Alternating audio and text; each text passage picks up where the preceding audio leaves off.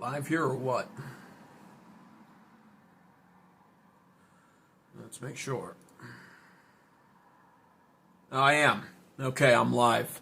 Good evening, everyone. Welcome to American Advocates. Damn, I don't remember what episode number this is. I'm trying to remember the episode numbers, and I don't. 39, 40, something like that. Glenn probably knows. Glenn knows everything. I see the chats here popping off already. Thank you, guys. I saw there were a couple people waiting. I'm live now. There's a lot to discuss tonight. This is truthfully going to possibly be one of my most ambitious streams yet, based off of everything I want to talk about, how much I want to show. I'm streaming from the Streamlabs app again because I'm going to be doing a little bit of screen sharing tonight. Nothing naughty. No naughty screen shares tonight, so don't get your hopes up. But I will be sharing some stuff that I was retweeting and posting about on my X account, which, of course, you should follow me. The link to my X account is pinned in the live chat. Just tap the link, follow me there. Very important that you do. I'm trying to grow my X. It's very important that I get followers on there because X thrives off of post engagement. So it's like basically what I'm telling you to do is follow me on X, like every post that I retweet or post about directly, comment on every single post, tell me how smart I am, and be sure to join my community that I'm trying to start up there as well. That's how X works. That's what I really need to happen, in all honesty. But yeah, I was going off on X today, retweeting a lot of stuff, specifically centered around this Axios report that came out today, covering how there's been some leaked information from within the Trump administration centered around the White House's new messaging on mass deportations and how they're flat out encouraging the House GOP members to stop using the term mass deportation.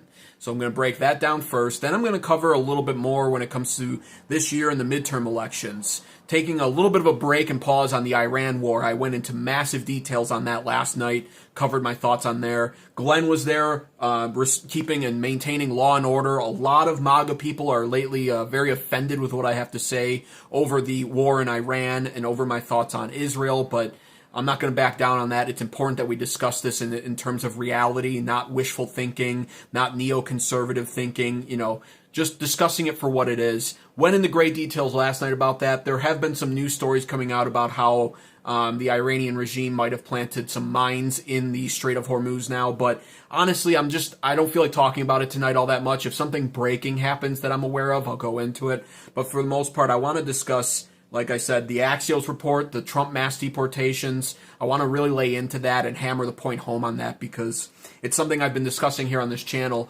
The overtones now of the Trump administration have been made very clear to us. We're not getting mass deportations, and Trump hasn't really...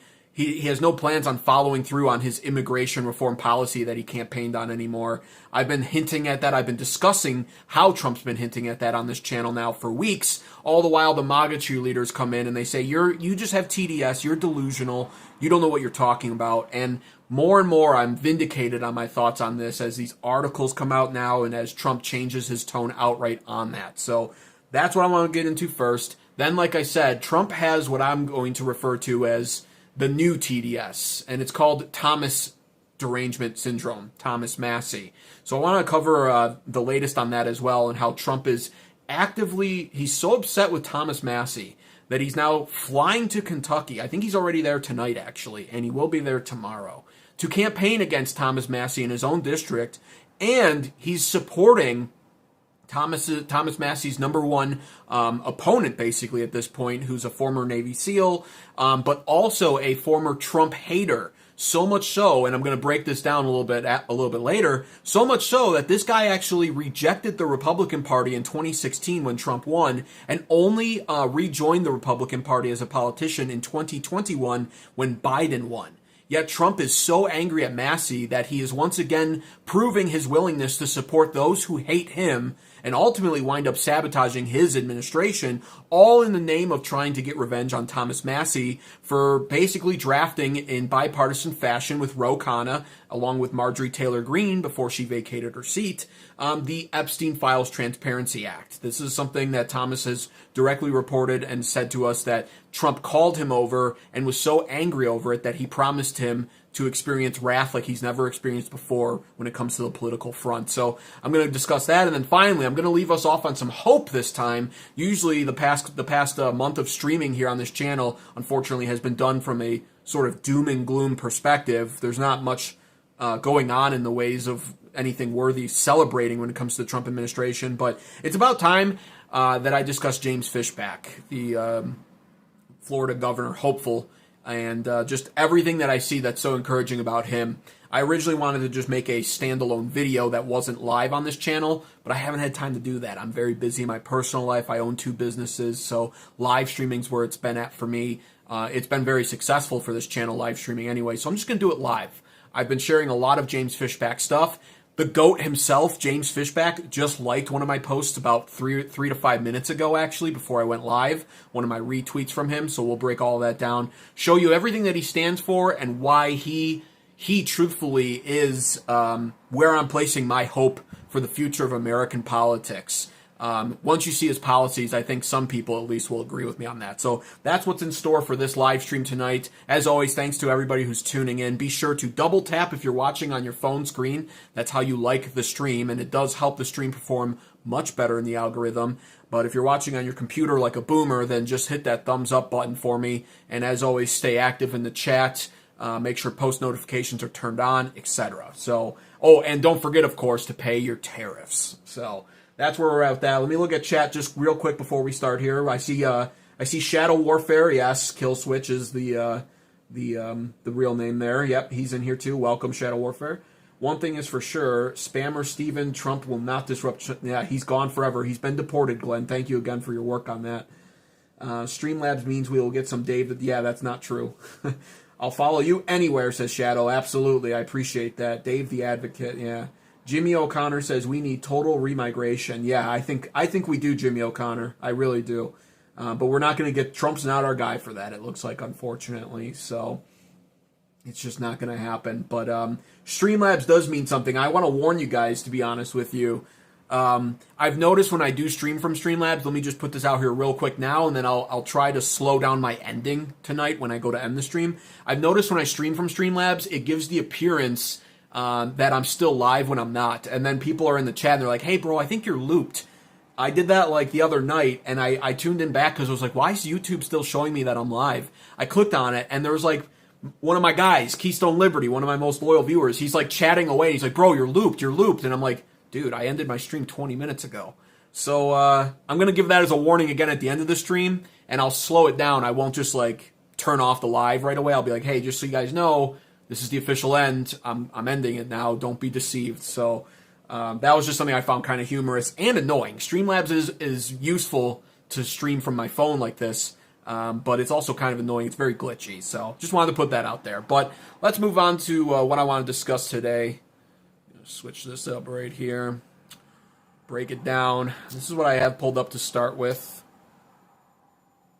I also was having some serious tripod issues again, even before I went live. A bad omen. My phone just doesn't want to stay on my tripod, so you'll have to pardon any future disruptions if it just falls right off my tripod on me. But this was an Axios article put out today about the White House urging House GOP to stop using the term mass deportation. You can see here, according to Axios, it says, Scoop, White House tells House Republicans to stop talking about mass deportations.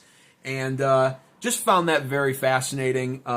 You know, I have the full article pulled up here. It's actually a very quick read. It says, Doral, Florida, White House Deputy Chief of Staff James Blair privately urged House Republicans on Tuesday to stop emphasizing mass deportations and instead focus their messaging on removing violent criminals, according to sources in the closed-door briefing. And it says why this matters. Mass deportations were central to the GOP's 2024 campaign message. Now, surprise, surprise. The whole fact of the matter is I've been saying this all along on this channel. I said, listen, pay attention to how Trump is saying stuff, the deliberate verbiage he's using, right? The extra intentional focus on worst of the worst, right?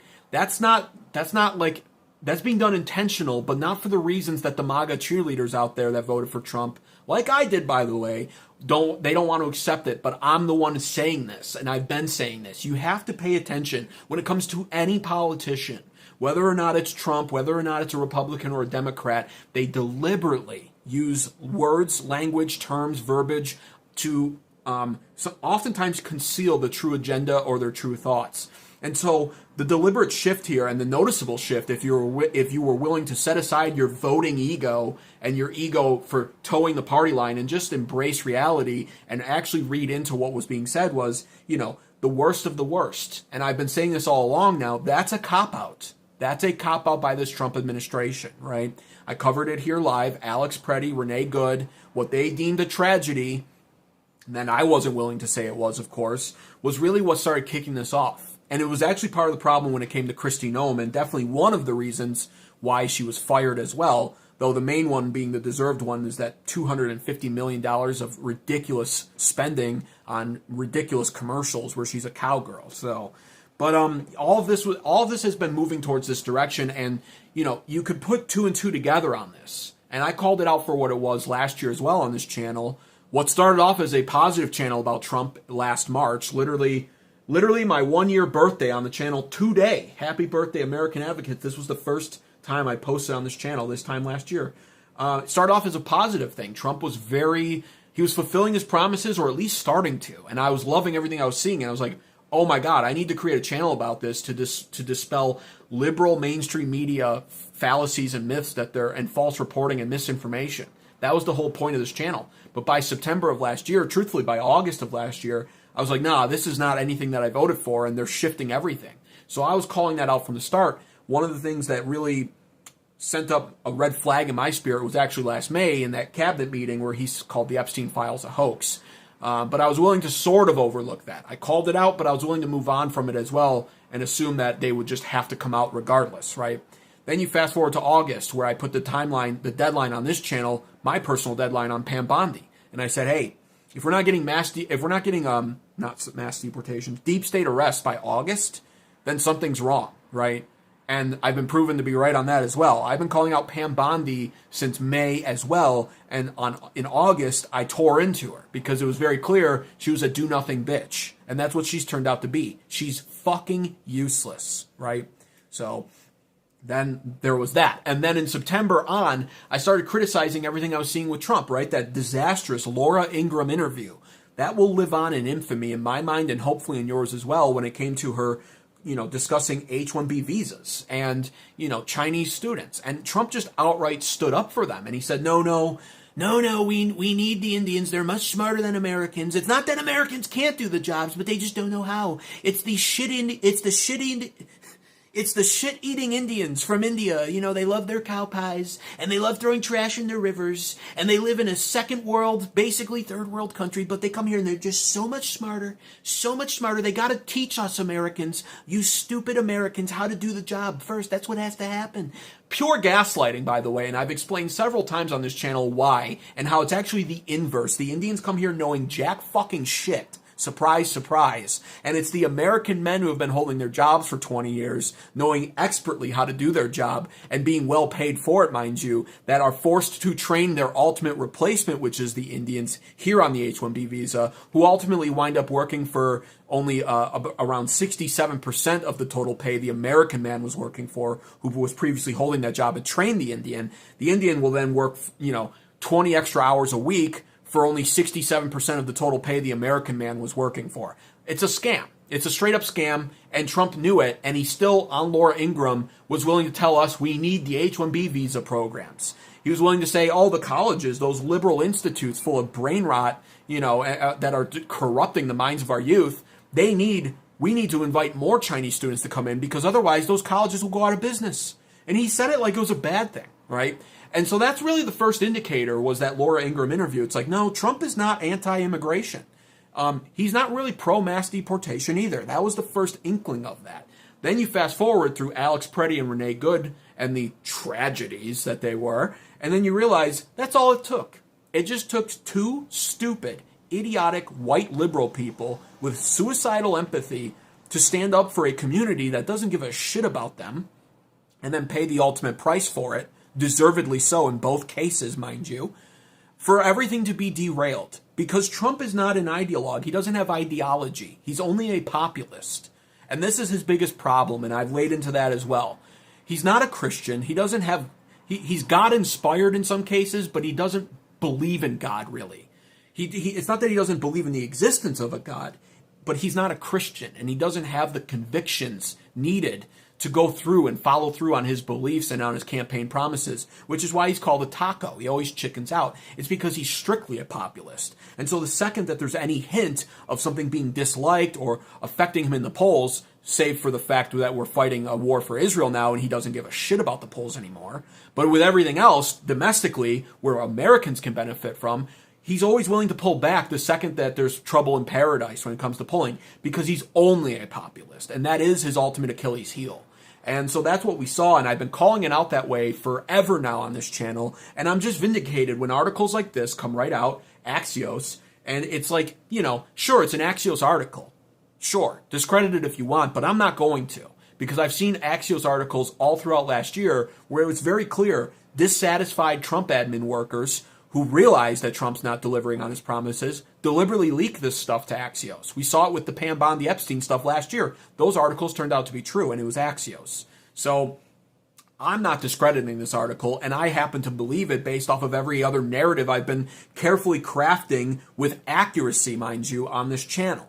And that's really what it comes down to when it comes to mass deportations. Trump doesn't have the stomach for it because a lot of Americans, it turns out, don't actually have the stomach for it. All it took was 2 idiotic liberals dying, right? 2. And for some reason, people were living in this like fantasy land about mass deportations and how it would be carried out, right? I've said this before as well. I guess the thought process was, mostly by independents and moderates, that, mass deportations, when we're talking under the context of 24 million illegal immigrants that need to be deported, I guess people thought it was going to be a neat, orderly line full of, law-abiding illegal immigrants that certainly weren't desperate to stay here. I think people thought, for some reason, or they didn't even bother to think about how that is so many people that, of course, people are going to die. Like, of course. I know it sounds morbid to say, but, even Americans every day die at the hands of our law enforcement because it gets intense. Tensions heat up, problems occur. It's a numbers game is really what it is. We're talking about 24 million illegal immigrants. How on earth did people honestly think that stuff like Alex Preddy and Renee Good wouldn't happen? Of course it was going to happen. It's a numbers game. This stuff happens in daily law enforcement all across America. People die every day. It's just how it goes. But people don't have the stomach for it. And the second Trump sensed that, and the second Trump became worried about that, and probably was facing pressure from the House GOP, over all of that, it's the second that he backed down. And we saw him pull Greg Bovino out of Minnesota, send in Tom Homan for PR control, fire Kristi Noem, which she deserved for different reasons, and, pull out every ICE agent from Minnesota pretty much, leaving only about a dozen or so, I think is what the number is, for them to sit by and wait for Tim Walz and his government there to report violent illegal immigrants who have been arrested. Because now the agreement is that the ICE agents apparently can go to the prisons now finally to pick up any violent illegal immigrant. And that's a deal that was made under the Obama administration, and it's been a policy, basically, that's been in effect ever since then. So it wasn't even really a deal that was accomplished by Trump. He just completely surrendered on the topic. I said it that way. MAGA cheerleaders hate it when I say it that way. I voted for Trump. I'm allowed to call out what I see happening, and it turns out I've been right. And now this article confirms that. So I'll take a look at some chats here. I'm going to finish reading the article. It's literally just a bullet point article. It's like a 30-second read. But, yeah. Call a spade, says Anthony. Absolutely. Happy birthday, American Advocates. Thank you. Yeah, literally today was the first day this time last year I posted a YouTube short. Wow, 16 people. Get a job, buddy. You suck, says Jack the Ripper. I have 2 jobs. ICE has been a disaster. ICE has been a disaster. Trump has been a disaster. ICE hasn't been as effective as they should be because of Trump. But ICE as a concept is a great thing. I would love to see more city streets flooded with ICE, to be honest with you. The corporations are just laying off Americans and then hiring these Indians, visas, and contractors. That's what they're doing. If they can't replace us with AI, they'll replace us with foreign workers. And they are doing both.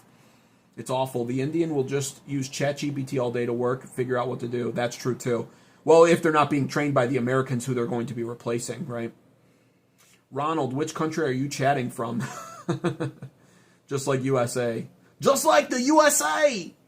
Wow, go straight to hell. Do not collect $200, says JSB. Yeah. Well, we're not getting $200, that's for sure. They're gonna take $200. They're gonna take more than that from us. So I don't know what your problem is, JSB, but they just don't bring up the fact that Alex Preddy and Renee Good were clearly communist. Why do we need ICE anyway? To get rid of every single illegal immigrant in this country. That's why. And I want to see every single one go. 93-year-old grandma, she's been here 40 years, never committed a violent crime, works a regular job, but she's here illegally. Get her the fuck out of my country. She's taking away a job from an American, or she's 93, so she's just living off of entitlements, benefits, something. Occupying space is the bottom line. Every illegal immigrant in this country is occupying space, if nothing else. That shouldn't be occupied by them. It should be occupied by an American. This country's for Americans, not for illegal immigrants. It's not even really for most. I would argue that most immigrants here don't belong here either. We should be way more discriminatory on where we take immigrants from when it comes to other countries. And I've talked about that before at length on this channel too. I've brought up crime stats. I've brought up, welfare stats of immigrants that come here and live off their welfare.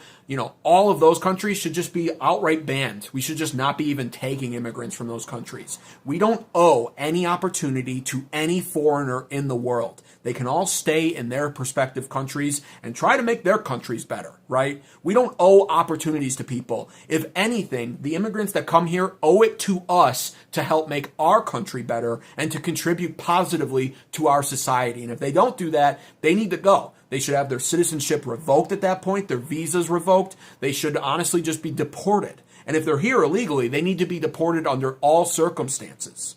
So yes, a 93-year-old grandma here illegally, get her out. A 10-year-old school child who's done nothing wrong other than be here illegally, get them out. I want them all gone. I have zero sympathy for any of them. I only care about American citizens. That's what this channel's all about. It's not Mexican illegal immigrant advocates. It's not Somali advocates, Somali fraud advocates. It's not Afghans need welfare advocates. It's American advocates. And an American is someone who was born here legally to parents who are here legally. That's what an American is. So that's my stance on that.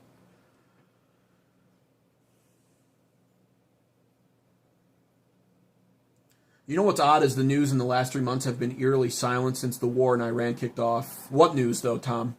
I will say, the one positive effect about this Middle East war is I'm not getting any spam calls anymore. I'm not getting any spam calls anymore. You get those stupid Bangladeshi spam calls or, from India, Bangladesh, the Middle East, all those spam call centers. I think they're a little concerned. I think they're too worried for their life right now to be able to sit down in their fucking offices and call me and try to scam me. So that's actually been the one positive here. I guess it really is America first after all. Thank you, Trump. No more scam calls on my phone from third world countries nearby the Middle East. They're all terrified. Thank you, Trump. That actually might change my entire perspective on this war, in all honesty. Now if we could just decide to seize all the oil there and lower our gas per gallon down to 64 cents by this time next year, maybe I'll shut up about criticizing the war over there after all. But You are my problem. You don't understand the fundamental values we founded the country on. Hey, JSB. Before the Immigration Act of 1965, 91% of America was white. And before then, it's pretty much always been that way. Anywhere between 75 to 91% of our country has been white Europeans. This country was founded on Christian principles and values. 8 out of the 13 original states had state-declared religions. You, my friend, are most likely the one who's uneducated on just what this country was founded on. It was actually not founded on mass immigration. Before the Immigration Act of 1965, 98.1% of immigrants came from European countries, believe it or not. I know that's a startling one for people to accept, but this country was founded on people settling these savage and untamed lands and turning it into a country that stands as the ultimate bastion of freedom and democracy, or a republic, whatever term you want to use. So, yeah, it's most likely you who has no fundamental understanding of the history of this nation.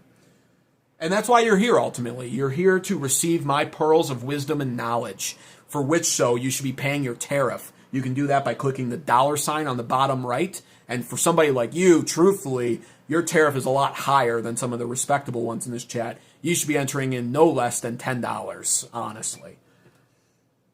Speak the Truth Brother says, Glenn, I don't know how to say the last name, but thank you, man, Glenn. Thank you. Yes, be sure to like the stream and subscribe to American Advocates for more content like this if you haven't already.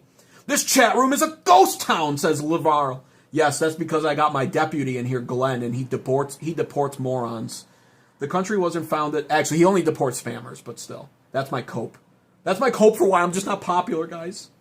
The country wasn't founded on open borders, dumbass, exactly. Can real change ever happen under capitalism? Capitalism loves cheap labor. Yeah, that's it's becoming slightly more evident actually. I'm slightly conflicted at it, but what I believe, maybe this is cope, but I don't think it is. What I believe truthfully is crony capitalism works to our detriment, and that's basically when the corporations just are allowed to run a little bit too rampant. I think the times have changed so much now that new things like AI, H-1B visas, the fact that we have all these illegal immigrants in this country to begin with, these are topics that need to be readdressed, honestly. So, it's an interesting question. I'm still pro-free market and capitalist, but you can definitely recognize hyper-capitalism and definitely crony capitalism when you see it. It's because they aren't following the laws of the land. We don't have open borders, and there's a process already for citizenship. Yeah, exactly. Though I stand for an immigration moratorium, Tom. I think we should shut down our immigration for 20 years at the very least. So you're happy to be replaced illegally? No, I'm not. We should literally kick out every illegal immigrant out of this country. We should shut down immigration for 20 years. We should outright criminalize H-1B visas. We should just make them illegal. You should just eliminate H-1B visas entirely. It's all about American nationalism. We dragged a bunch of black people here in chains, says JSB. Give me a break. God, do you ever throw up in your mouth while you're typing stuff like that? By the way, the people who were born from the African American slaves, they're just as much of an American. I am not a heritage American. I'm not a white nationalist. I'm an American nationalist. And so those are actually their offspring, their children actually represent the kind of Americans that I stand for as well. So also it's because of Americans that the Africans who were dragged here in chains were ultimately freed, or at least their children were. And that's because of Americans and our country being so benevolent. Never forget who sold them into slavery. It wasn't Americans. We didn't sell them to ourselves. No, other Glens are welcome here, Glenn. This chat is big enough for the two of you. What people don't understand at other countries and their immigration policy. You forgot about the Fourth Amendment, judicial warrants, search and seizure? Yeah, I totally forgot about that amendment. You're right. Wow, completely forgot about that. You're forgetting plenty. What a crybaby. 2009, hey, lifeguard, welcome, man. They're lucky they got brought over. Yeah, I actually agree with that, to be honest with you. In the long run, it was a net positive for them. A little bit of suffering, yes, but Bondi isn't exactly do nothing. She's still executing Biden policy against 2A rights. That's true, and that goes so widely unreported, it's actually startling, C-Law. It's startling. But you hear all the 2A groups and movements talking about how Bondi's been viciously coming after them and trying to limit our rights on that amendment. She's also doing a lot more behind the scenes that I'm actually not at liberty to talk about, weirdly enough. I have some crazy information from a ridiculous source that I got on X. He's a big name, actually, and I can't say it, and I promised him I wouldn't, but now, so I won't even discuss the context of it. But Bondi is going hard against a lot of conservatives on a lot of stuff. So if you're ever wondering why there's no deep state arrests, if you're ever wondering why we're not getting justice, why the Epstein victims haven't been interviewed by her or the DOJ, why it appears like she's not serving justice or doing anything that the people want, it's because she's targeting the conservatives. That much I can pretty much tell you. Now, this is alleged, of course, I have to say. I can't say for 100% sure that she's targeting conservatives on this, but my source seems to be very credible, in all honesty. And then on top of it, the 2A groups are insistent on the fact that she is. So based off of their accounts of what she's doing, it looks that way. It seems like she's targeting conservatives more than Democrats. And go figure. Her deputy attorney general is Todd Blanche. He was a lifelong Democrat until a year and a half ago. So it's all a sham. It's all a mess. All right. Let me finish reading this article, though. So, nearly half, 49% of Americans say Trump's mass deportation campaign is too aggressive, including 1 in 5 voters who backed the president in 2024, a political poll from January found. State of play, Blair delivered the message, that's the White House Deputy Chief of Staff, James Blair, delivered the message during a policy listening session with House Republicans at their annual retreat in Doral, Florida. He encouraged members to focus on deporting violent offenders rather than defending the broader concept of mass removals, deportations. The advice signals a recalibration by the White House and reflects growing concern among some Republicans that Democrats are successfully framing Trump's immigration policy as overly sweeping and indiscriminate. Yes, that's what I voted for. Overly sweeping and indiscriminate. Like I said, I want to see 93-year-old grandmas deported. Put her in shackles, put her in the back of a van, toss her in alligator Alcatraz, have an immigration judge show up to the side of her cell. I don't care if she's being bit by mosquitoes while it's happening. Have an immigration judge show up to the side of her cell and conduct an on-the-spot trial for her immigration status. And if she can't prove citizenship, put her back in handcuffs, back in a van, and drive her ass right down to the southern border that she crossed and kick her onto the other side, and she's on her own. She can go back to her own country. I have zero sympathy for that. She's not an American. So indiscriminate deportations is exactly what I voted for. And yes, I'm a cold, calloused motherfucker when it comes to it. Because these people take our jobs, our houses, our apartments. They drive up our cost of living simply by being here. And a lot of times they don't pay taxes. They find a way to vote. You know, all this has been proven. They do not belong here. Get them all out.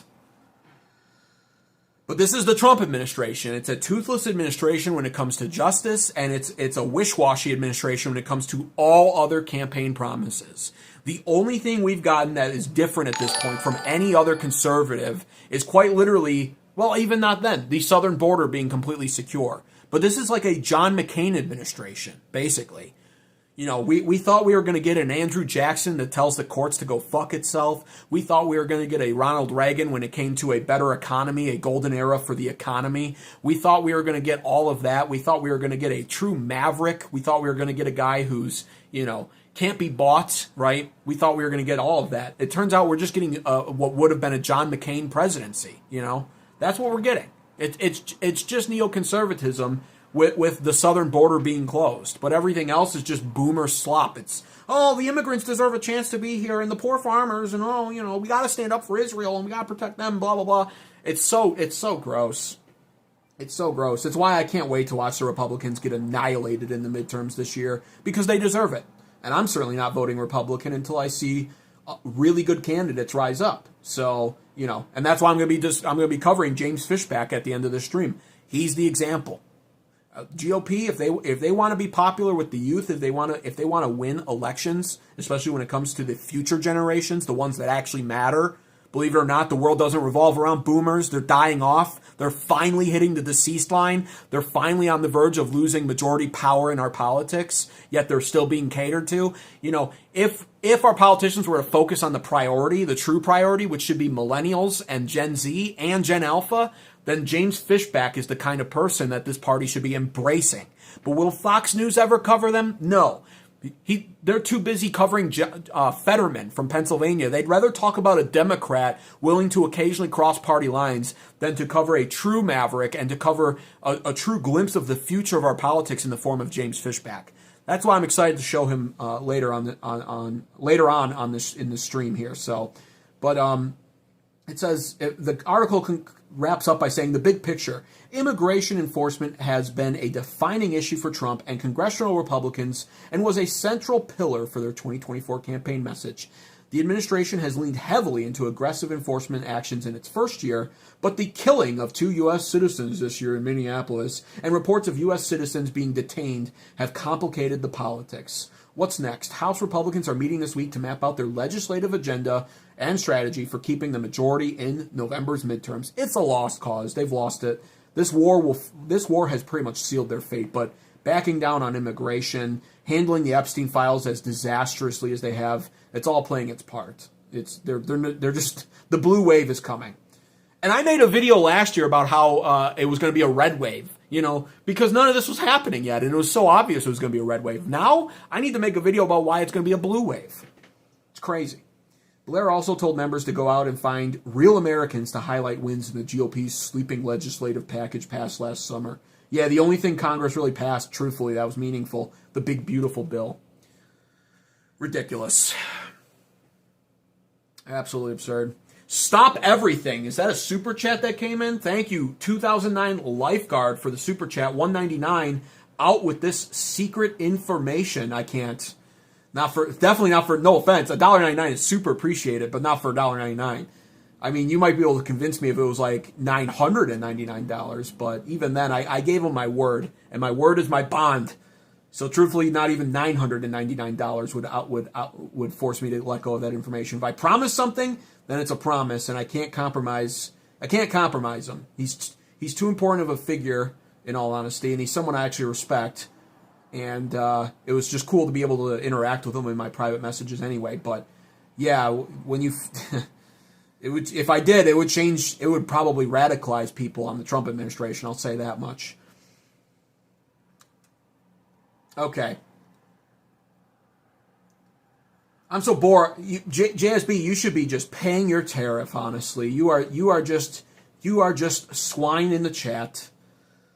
Bone 42,000. Only the blue wave is when the toilet flushes. Hey, well, the blue water means the toilet's getting clean, doesn't it? And in some ways, unfortunately, I'm at a point full of spite and anger against the party I voted for that I kind of want to flush the GOP down the toilet and see the blue water. I do.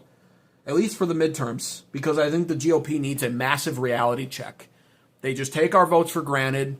They assume we're going to toe the party line, and the young generations won't. We're not going to.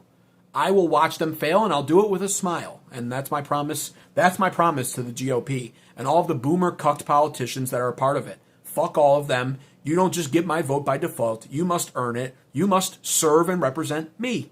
And if I don't feel like you're going to, I'm not going to vote. That's the bottom line.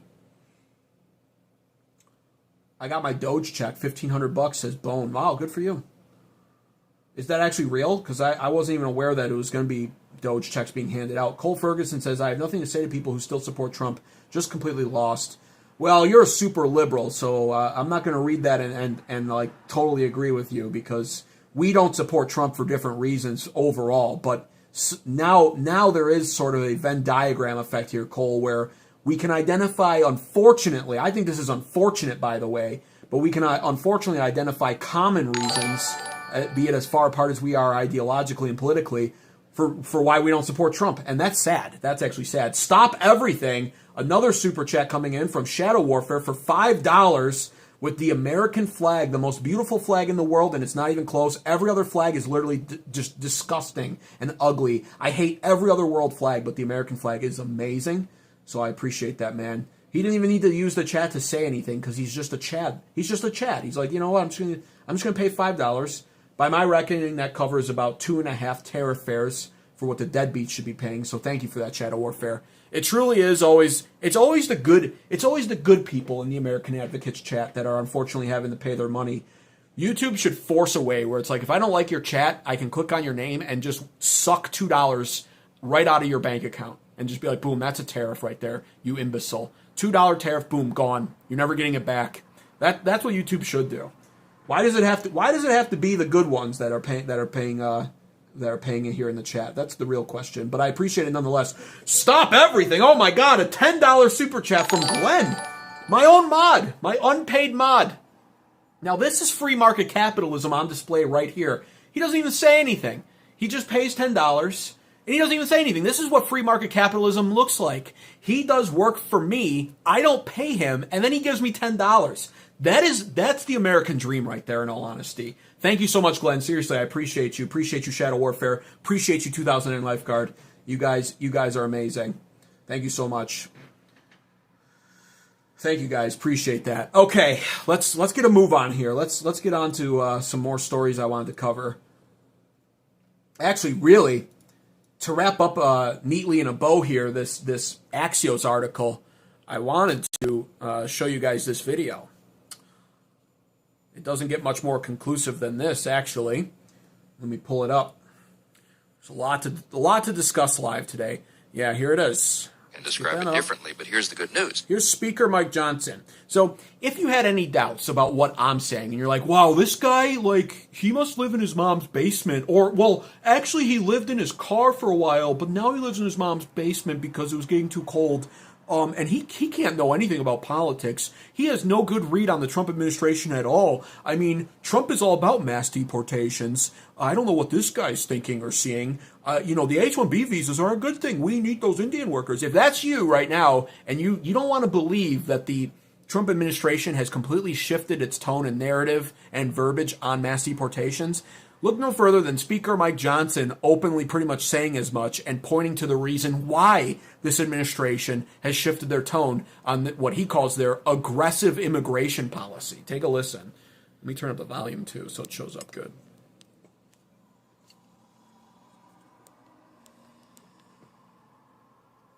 We got a little hiccup with some of the Hispanic and Latino voters for certain because some of the immigration enforcement was viewed to be overzealous, and everybody can describe it differently. But here's the good news: we're in a course correction mode right now.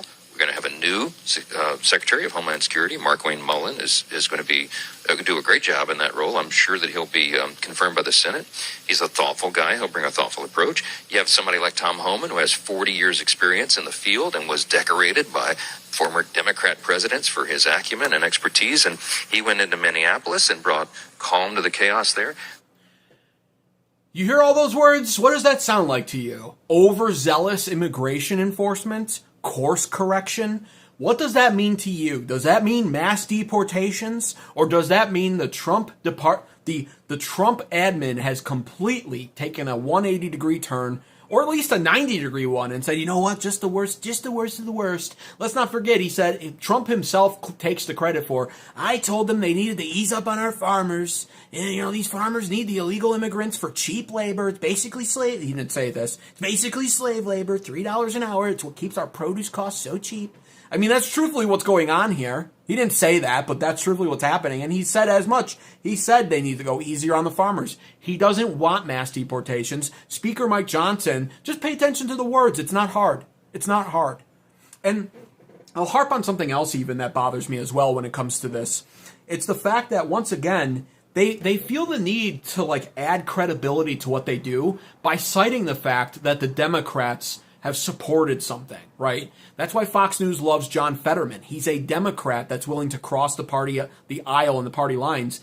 It's like it's being spoken in the context of, see, we're right, guys. The Democrats, who clearly have moral superiority in this country, they don't, are also siding with us, some of them. So it's also that kind of coded language here. Notice what he says. He says, Tom Homan, who's gotten awards from Democrat presidents. Obama gave him one. It's like, that doesn't add any credibility to Tom Homan. If anything, that makes him less credible.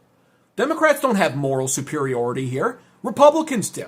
The Democrats, don't forget, they want gender mutilation for kids. They believe in the trans crap. They believe in abortion. They're moral. They're amoral. They're morally disgusting. They're almost subhuman, most of them. But it's always being spoken of in that context by Republicans. These old Republicans, and why we got to get rid of boomers out of our politics, because they were born during that time where liberalism, for some reason, was the moral standard. They still act and speak as if it is, and it's not. And so Tom Homan getting an award from Obama does not add any credibility. Like I said, it doesn't mean anything to me. If anything, it's a bad thing. If anything, John Fetterman being willing to cross party lines, bad thing. I don't want that. I don't care about that. But that's what you'll see all the time.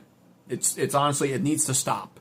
It needs to stop. But that should cement it to anybody who can't wrap their mind around what I'm saying. No, Trump's played 5D chess. You don't understand. He's just saying to stop saying mass deportations are happening. No.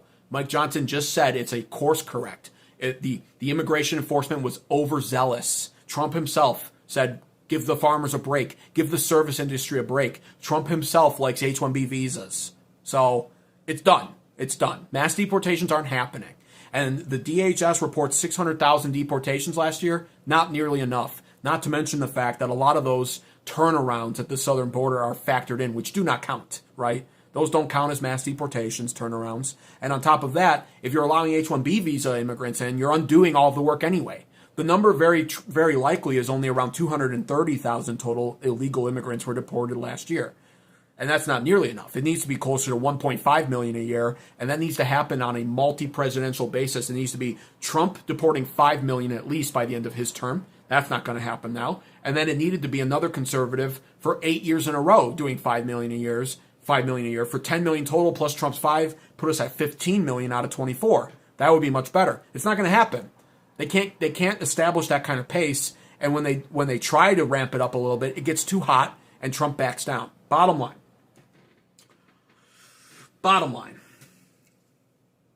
Everyone's getting mad at JSB, but he says JSB works for a robotics company. I don't even know what that's supposed to mean.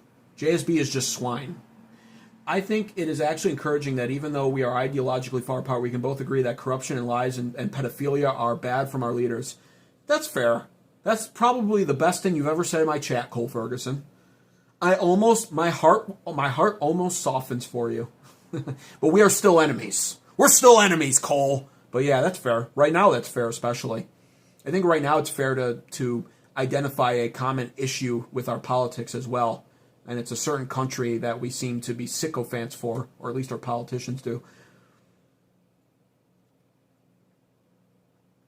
Our tariffs got rid of JSB. They did. See how effective tariffs work? They rebalanced the chat deficit, you know? They rebalanced that chat deficit. So thank you guys, seriously. Mark Wayne Mullen is a complete moron. That I agree with too, Cole, actually. I didn't go into him on my one stream like I said I would. I wanted to end the stream and I forgot, but Mark Wayne Mullen is a terrible choice. I agree with that too. Love you, bro? Okay, you can stop now. Okay? That's just weird, all right? That would be like, you know, that's like being told by a Chinese government official, you know. That's like seeing Trump and Xi say that, you know. Trump and Xi Jinping saying I love you. I'd be like, okay, listen, not putting my mind at ease anymore. All right, let's move on. Clearly, I'm not upsetting the liberals enough if I have the most prominent one in my chat saying he loves me. So let's get into some more hard-hitting topics here. We got to start turning these liberals off. We got to start, you know, it's the MAGA people that are more outraged with me lately. I got to get better at pissing off liberals. All right, I'll get back to the enemy stuff. Yeah, definitely. You'll be like Thomas Massey because of the Epstein Files Transparency Act, which is deserved.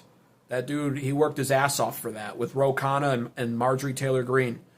True Republican. I want to cover this, though. Arrangement syndrome. Yeah, okay, here we go. Special interest group. Let's get this ready here. I'm Thomas Massey, and I prove that. You can see I've been tweeting all day, too, like I said, which is why you should... Ryan and shit, come on. Just pause it. Whatever. This is why you should follow me on X. I tweet all day, or sometimes all day like this. I said, Trump has Thomas derangement syndrome so bad, he's literally being flown out to Kentucky tomorrow. He's already there, it turns out, tonight, I guess, from what I saw. Didn't know that at the time. At the request of Susie Wiles to support Ed Galrain, the guy who left the Republican Party in 2016 because Trump won, stating he was disgusted over it. He only then rejoined the party in 2021 after became president, and Trump is supporting him regardless. This is why this administration deserves to fail. Trump continually shows us how he became so successful, which is true. He does have very successful traits in some regard, determined, work, you know, he's up all the time working, etc. We did see that, especially at the beginning of his administration. He was going hard. You can see why he's successful.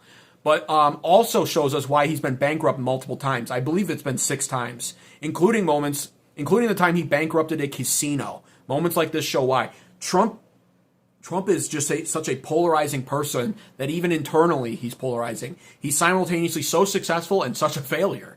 And it's like these are moments why you can see why he's been bankrupt so much. He picks terrible people. He betrays his friends. He betrayed his voter group, honestly, with this Iran war at this point. He forfeited his popular mandate. And now he's doing this. He's supporting this guy. Let's take a look at this, guys. This is Ed, his last name? Ed Galrain? Yeah, Ed Galrain. Take a look at this ad. This is now blatantly this. I love these ads because it's always like Ed Galrain is a scumbag. Here's why. I always like these ads, but you got to bear in mind there's at least some propaganda to them, even if it is one that's been supported by Thomas Massey. But they're at least funny to watch, and there's a lot of truth behind them half the time as well. So take a look at this. Oops.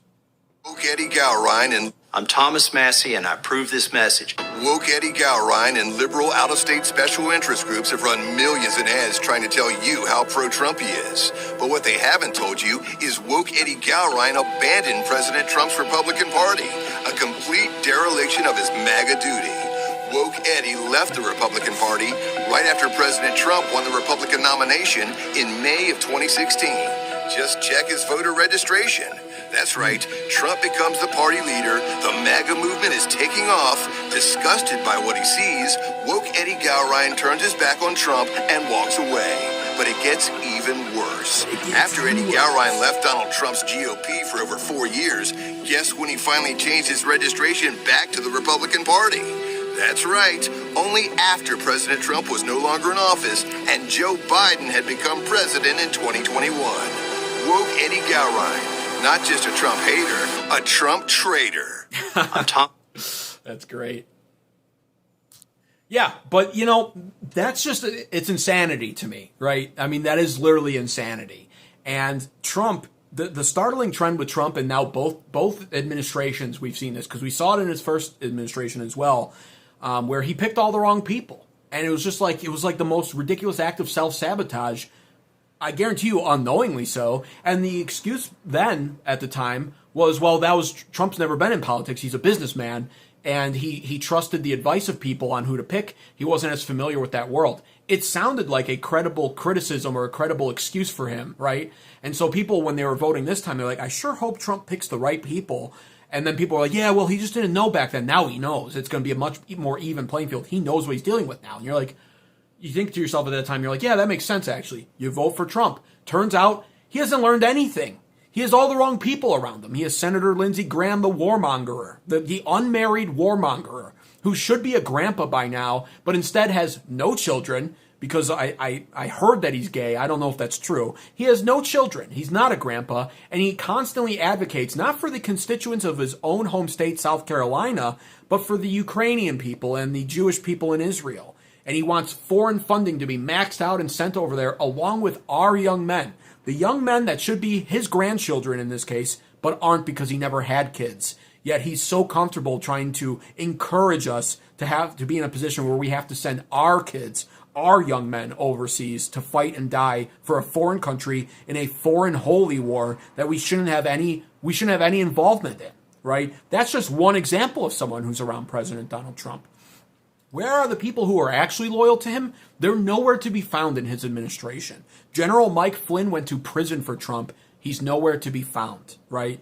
And there's a lot of other examples of that too, where it's like these people that were actually loyal, put everything on the line for Trump in his first term or during the Biden regime. They're not part of his administration. The people who are part of his administration, you have Jared Kushner, his Jewish son-in-law. No wonder why we're in the war over there now, right? And Jared Kushner, by the way, was sent as one of the diplomats to Iran. Why would you send a Jewish person to Iran, a Muslim country, to be a diplomat to avoid war? That's a serious conflict of interest. That's one example, though. And now we have this. This just goes to fortify and reinforce the point here that Trump works to his own detriment.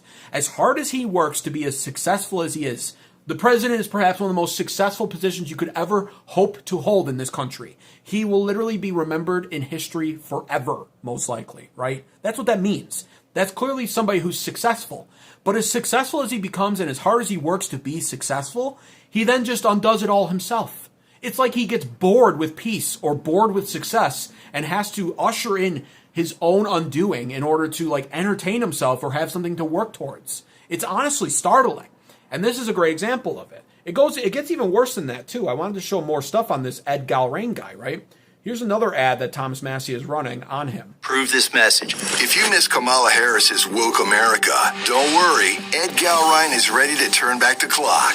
Woke Eddie was a chair and executive coach for a company that trains implementing woke DEI programs, showing films to help them support gender transitions. Makes sense an out-of-state billionaire bankrolling Woke Ed's campaign, donated millions to support transgender activism. Woke Eddie Gowrine. He'll fight for they, them, but never us.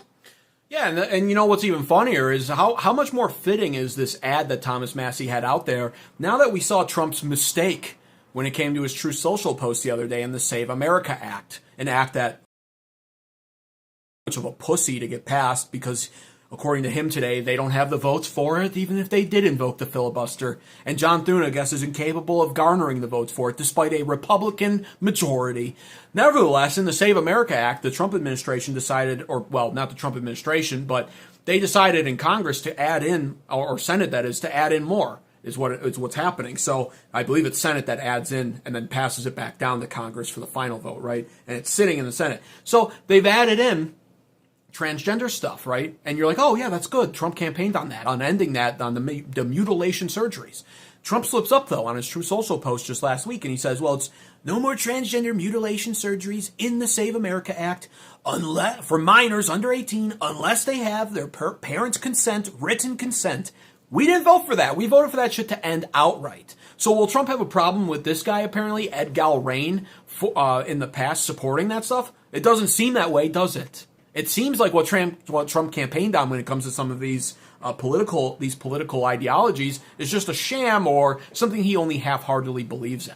So I thought that was appropriate too. Take a look. Hang on, I don't want to miss any chats here. 1.5 million per year. Do you have any idea what it would do to the communities to accomplish that? 1.5 million a year. What? Oh, you mean the deportations? Yeah, it would negatively affect our GDP for sure. In the short and midterm, and it would definitely harm the president who's carrying those out. But it's a sacrifice that needs to be made. Honestly, and I almost was willing to give Trump leeway on that just a few months ago. I even said that. I said, I'm aware our GDP for the short and midterm would drop if we got rid of all of these illegal immigrants. They are contributing to our gross domestic product growth. It's true, because they're here as workers, and they're here as cheap labor. This is true. It's unavoidable. And I said, you know what? I can understand somewhat from a political perspective why no president has wanted to address the issue like this, because it would make the administration look bad. That was before we decided to go to war in Iran, right? Like, if you're willing to make that kind of a sacrifice with your polling, with your job approval, right, on behalf of the entire GOP when it comes to midterms, if you're willing to make that kind of a sacrifice, then why the fuck can't we get the other sacrifice at this point when it comes to mass deportations? Just get rid of them. But they won't do it. Woke Eddie. Yeah, Glenn, the ads are hilarious. It's like, you're really going to vote for Woke Eddie? Well, Thomas Massey has a message for you. I'm Thomas Massey, and I approve of this message. And it's like, Woke Eddie. Woke Eddie donated hundreds of thousands of his AIPAC-funded dollars to transgender surgeries. It's so ridiculous, the ads. But I love them. I live for them, honestly. MAGA duty. Yeah, MAGA duty. There's a duty. Yeah, they want you to think there is. It is funny. I hope Israel is actually paying us for the help. They're not. He does not reward loyalty. That is true. Yeah, he doesn't. He actually rewards the opposite. And that was the joke of his first administration, Lifeguard, was, you don't get rewarded for being loyal to Trump. You actually get rewarded for not being disloyal either. He does punish that. You get rewarded for being an op to him and fighting him and then eventually caving and switching over to his side. He likes those kind of people the most. But the problem is those are the snakes of politics. It is what it is. Eddie says, oh, hey, Eddie, welcome, man. Eddie says, Lifeguard, freeloading on my $1. Hey, Lifeguard donated $1.99 earlier, Eddie. So you've been outdone today. Enjoy the show, you bum. You've been outdone today, Eddie. Lifeguard made up for your chat yesterday and doubled it, in all honesty, man. Lifeguard's just paying people's tariffs today. All right. I want to move on here to this one as well. Justin reported Trump is expected to stop in Representative Thomas Massey's Kentucky congressional district on Wednesday. Trump is supporting ousting Massey in favor of GOP primary challenger Ed Galrain. So, and you can see the comments here. A lot of Massey support, and then not a lot of Massey opposition as well. So, but you'll see the Massey support. I think this is going to make Trump look bad. I'm not sure that Thomas Massey will be ousted because of this. You can see this meme here. Come on, Massey, aren't you ever going to vote yes for bigger government, more debt, more foreign aid, more foreign warmongering, protecting pedo elites, and violating constitutional rights? No, I don't think I will. And that's so true, honestly. People, and I was guilty of this early on last year when it comes to Thomas Massey. And to be frank with you, there's something about Thomas Massey that I don't completely jive with. He does rub me the wrong way, honestly, even to this day sometimes. But early on this channel, it looked like Thomas Massie was being just a contrarian and just somebody who grandstanded against everything Republicans did. But then you pay attention and you look at the bills that he stood up against, and you look at what he stood for, and then you look at his Patriot score, right? There's a page devoted to scoring people, conservatives, especially based off of their Patriot score. Thomas Massie scores a 96 out of 100. He votes for clean bills. He ultimately stands against bloat and what they call pork in the bills, all the added bullshit that happens, that gets added in, all the corrupt stuff that Americans don't want and gets snuck into bills after Congress sends it up. That's what he stands against, and it's more understandable now. And then him ultimately teaming with Ro Khanna to get the Epstein Files Transparency Act was what really sold me on him as somebody who actually cares about what the people want.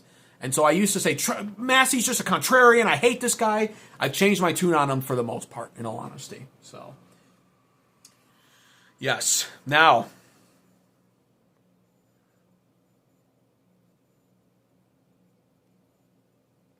wanted to point this out too. This is from America First Post. President Trump has endorsed former Navy SEAL, Army Ranger, and fifth-generation Kentucky farmer Ed Galrain for Congress against Representative Thomas Massie. This comes after a pro-Trump super PAC. There's those super PACs again. Kentucky MAGA was created. Trump created a super PAC with the purpose of funding a challenger and defeating Representative Thomas Massie in 2026. And this is the problem with our politics, and now it's even on display with Trump. As much as I've ragged on AIPAC and AIPAC's super PAC, the UDC or the UDP, can never remember. There's like literally thousands of super PACs that shouldn't exist. So forgive me for not remembering the exact name. But they're a massive problem, right? And they're a lobby for Israel, and they influence our politics and corrupt our representatives against us. Big Pharma, another great example of big money that shouldn't be in our politics. But now Trump's just guilty of it outright too, right? Kentucky MAGA, what the fuck is that? Why is there a pro-Trump super PAC, right? Why do these exist? This big money shouldn't be in our politics. And you can see the problem with it. This is now big money going to fund and support somebody against Thomas Massie, who's probably way more conservative than 96% of other conservatives in our government currently. And it's being done just because Trump doesn't like the fact that he passed the Epstein Files Transparency Act, stood against all the pork that wound up in the big beautiful bill, and actually expects Republicans to pass clean bills. That's really what this is about. Trump can't stand them for that. And it's big money once again now. It's the machine being created to work against one of the good guys. That's a big problem. It should not even be allowed to happen. You can see this is an Ed Galrain ad. Take a look at this. You'll see it. Breaking news. He's president. Compared to the Thomas Massie ads full of incriminating information against Ed Galrain, you'll see this ad is very bare bones when it comes to the Ed Galrain campaign and why you should vote for him. Breaking news. He's President Donald Trump's hand-picked choice. Retired Navy SEAL officer Ed Galrain gaining Donald Trump's endorsement.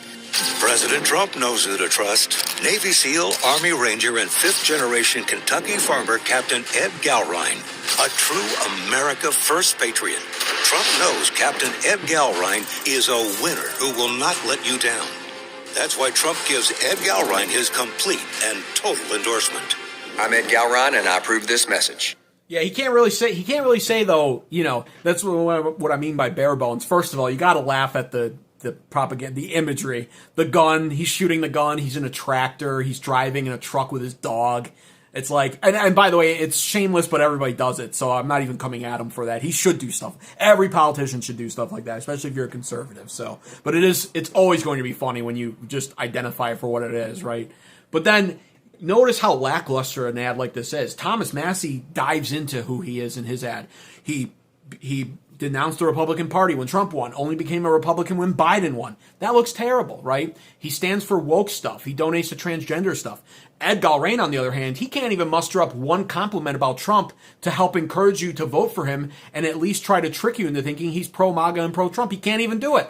It's basically just, well, Trump likes me, so you should vote for me. Fuck you. It's so ridiculous. Stop everything. Another super chat coming in from Beck Fan. Thank you, Beck Fan. Appreciate you. And he says, you should start a Somali advocates channel and send the super chat link to... I should do that. That's an amazing idea. My God. Wow. I love that. That would be a great troll account. And then I could just screen record me making posts on that account on this channel and try to reach out to the Tim Waltz pages to see if I can get millions of dollars.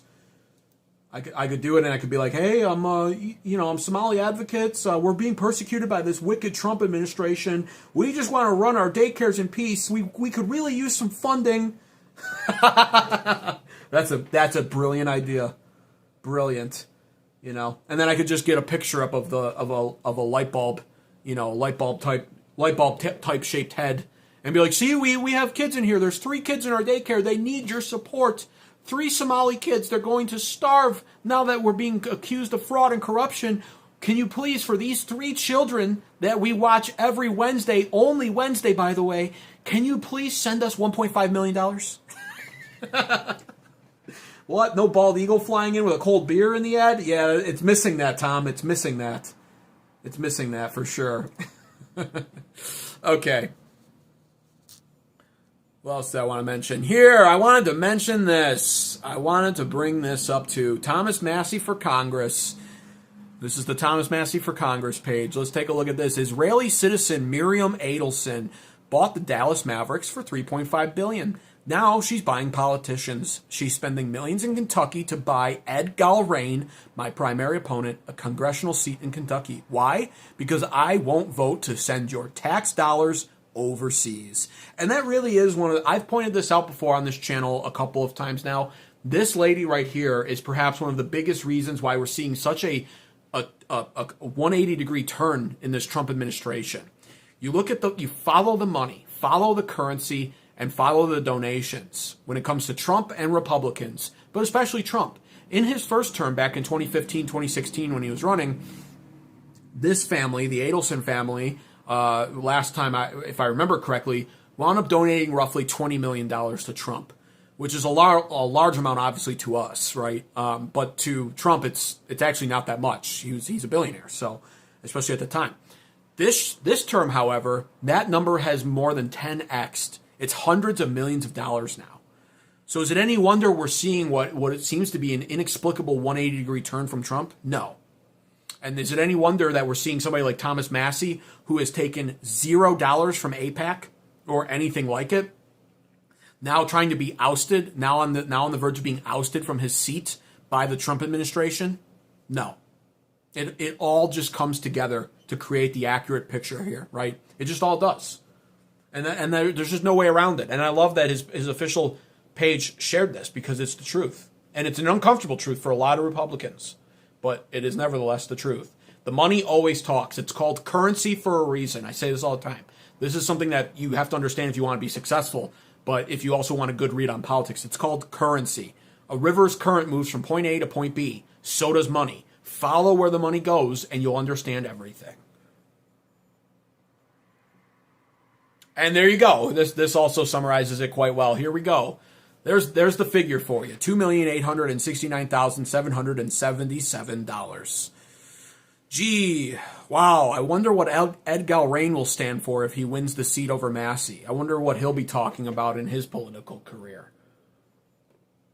You can see here it says Republican Jewish Coalition, who previously made pager bomb threats against 18 U.S. senators, bought Ed Galrain for Israel. Between 3 Zionist billionaires, AIPAC and the RJC, the Israel lobby is going all in to replace Thomas Massie with their stooge. And here's another great example, AIPAC Tracker, great page on X. I've been following them lately, taking a hard look at everything. The Israel lobby and their billionaire donors have selected a candidate to primary Representative Thomas Massie. Now, AIPAC Tracker, the number is 1,825,395, but it's important to note this was posted October 25th of last year. So this new figure by Gen X Girl here, she posted this February 27th. So that's how much more money has come in just, 5 months? They're going crazy, is what that highlights, by the way. If this is an accurate number, and this is an accurate number, and there's only 5 months in between that figure, then they've donated over $1 million more in 5 months. That is wild. And this should not be allowed in our politics. This is what's ruining our American political system. It's been ruining it. It should all be grassroots. Look at Thomas Massey, $0 from AIPAC. That doesn't mean he hasn't taken money from super PACs, I don't know. But $0 from AIPAC. This is increasingly becoming a standard, in all honesty, that we should be holding our politicians to. The Iran war was a massive wake-up call for Americans. Some are clearly lagging behind on it. Some of us are making up for lost ground, like myself. I started identifying this problem when the Epstein files, when the Trump admin decided that the Epstein files were a hoax in May. I privately was texting buddies, and you know, we were basically acknowledging, you know, that means Israel's involved, right? But even then, it's like, it's not really worth saying at the time. But it's like, I'm just making up for lost ground. This Iran war was my literal breaking point. And now, going forward, I think this is an important thing to pay attention to. How much money have our politicians received from AIPAC? That should determine whether or not they get your vote. And you should look into all of their campaign contributions, where they're getting their money from, not just AIPAC. That should also determine who you vote for. So that's going to be an important standard. And I think some politicians are wisening up to that. I've heard stories about there was a Democrat woman running in one of these special elections, and she has anti-AIPAC merch now for sale on her online store. So the narrative is shifting. A lot of the Overton window is moving, first of all, and then everything is shifting, and the young generations that are coming up now are closing in on the generational gap, whereas the boomers don't care about this, or even worse, the boomers see no issue with this and even think it might be a good thing. Millennials and Gen Z are on a totally different wavelength. They know now that this is not a good thing, and they demand better from their politicians. We demand better from our politicians. This should not be allowed. It needs to end. I want to see stuff like this end in my lifetime. Back to grassroots. Ed Galrain is 67 years old. Of course, Trump endorsed another boomer. Of course, it's what boomers do best. It's what boomers do best. They make sure to shut out the young generations, and they make sure to ensure you can never obtain any level of success that they managed to achieve. It's so gross. We need age limits on our politicians. 67 is too old. There should be no politicians serving in any form of office in this country over the age of 65. And really what that should mean, too, is you should be able to filter.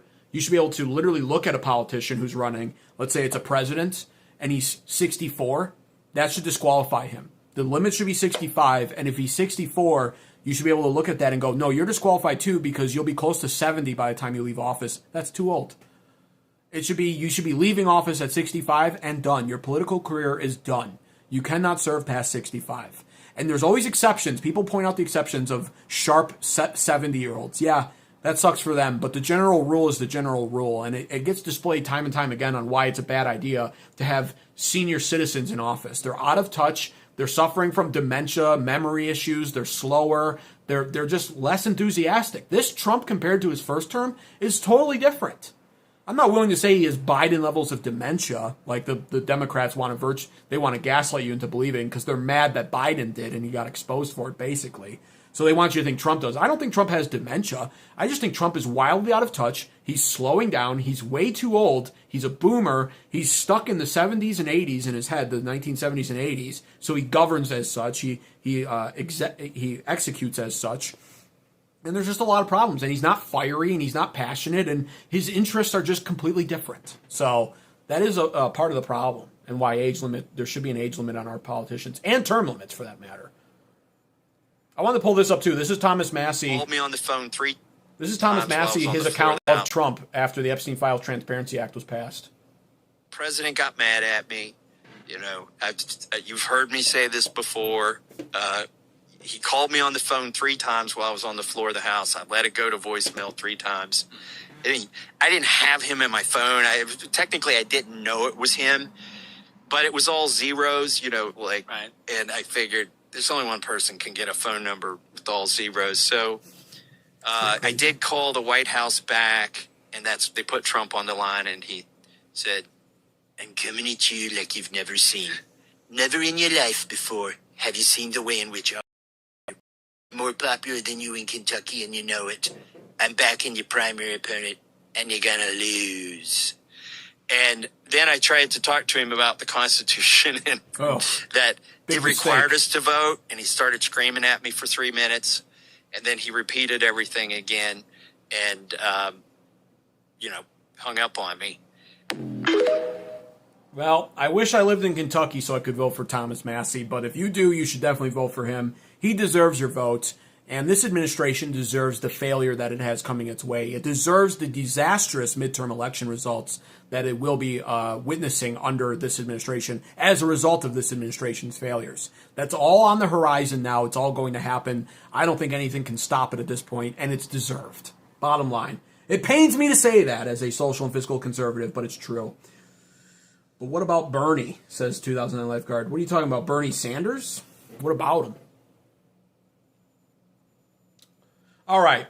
That leads me to what I wanted to wrap up this stream discussing, and that is James Fishback. I've mentioned him in passing several times on this stream now. I planned on making a well-presented, organized, and edited video, but the problem is those videos always take me like 5 to 6 hours total to make. And I just don't have the time for that. I gotta be out there working and making money right now. So live streams are where it's at, and it's about time we just discuss James Fishback. For all the doom and gloom that I share on this channel, and all of the negative opinions that I have about this Trump administration, the GOP, the rhetoric that I share that I believe wholeheartedly in when it comes to this, the GOP not representing us well, not serving our interests well, ignoring the generational gap, being the boomers' last gasp. Being out of touch and failing us, forfeiting their mandate, not understanding what we want, you have somebody like James Fishback rising up in Florida and running in opposition to Byron Donalds, who the GOP has already essentially marked and crowned as the replacement for Ron DeSantis, since Florida has term limits on their on governors there. So DeSantis has to be out. DeSantis originally was hinting at the fact that he really wanted his wife to take his place, but she's just not popular at all. So I think he's been forced into backing Byron Donalds. Byron Donalds, the GOP, if you watch Fox News, Fox News wants you to think Byron Donalds is this incredible guy who's going to carry on DeSantis' legacy and keep Florida an amazing state. But Byron Donalds' policies are just, in some cases, just as out of touch as Trump's. Sure, they're both Republicans, but Byron Donalds, as James Fishback calls him, H-1B Byron, H-1 Byron. He's for the H-1B visas, right? He doesn't have a grasp on what the young generations want, and everything Byron Donalds wants for Florida actively, again, works against the young generations. And James Fishback has it down. James Fishback is literally my hope for the future of American politics. If we can get about 699 more people like him to run, America will truly be saved. And what was really cool was I was sharing and retweeting a lot of this stuff before going live so I could pull it up quicker on my X. And James Fishback, the GOAT himself, wound up liking one of my quoted tweets of his. And I'll show you that in a second. But James Fishback is making waves. And his talking points are spot on. It's like literally listening to myself talk, right? That's how you know he's the right candidate. He addresses everything I have an issue with, and even better, raises awareness to points that I know I have an issue with, but don't even think about from a political standpoint. And I'll get into that a little bit later too. But I wanted to show this here because this will either sell you on James Fishback or sell you against him forever. This took place in Tampa Bay. Last night it was at a Denny's diner that wound up being packed. And this was a Marine Corps reservist who brought his helmet to Denny's to be signed by James Fishback. Take a look at what James Fishback decided to write on it when he signed it. So Dante is a Marine Corps reservist. Dante, thank you for your service. Yeah!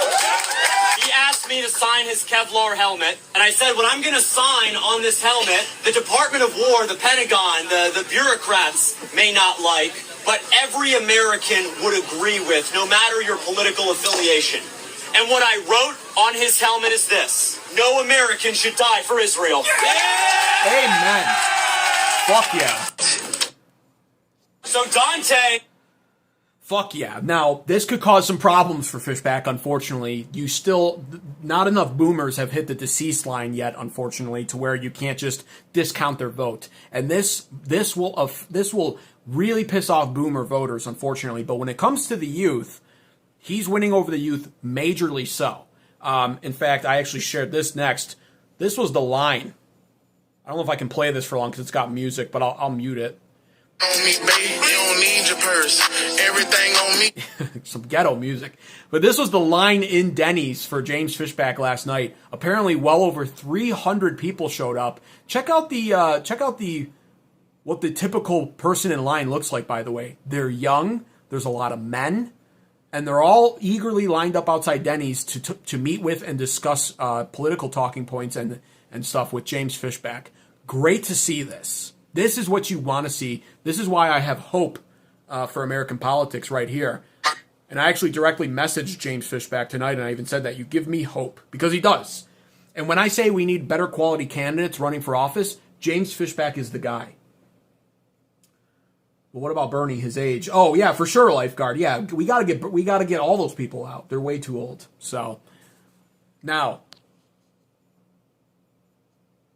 I even said this in the quote tweet. I said the James Fishback movement in Florida is growing. Ghetto ass. This is true, by the way. So James Fishback, he pledged to visit all 67 counties in Florida, and he was originally intending on stopping at a Waffle House in every county in order to host these meetings and discuss talking points and what he believes in.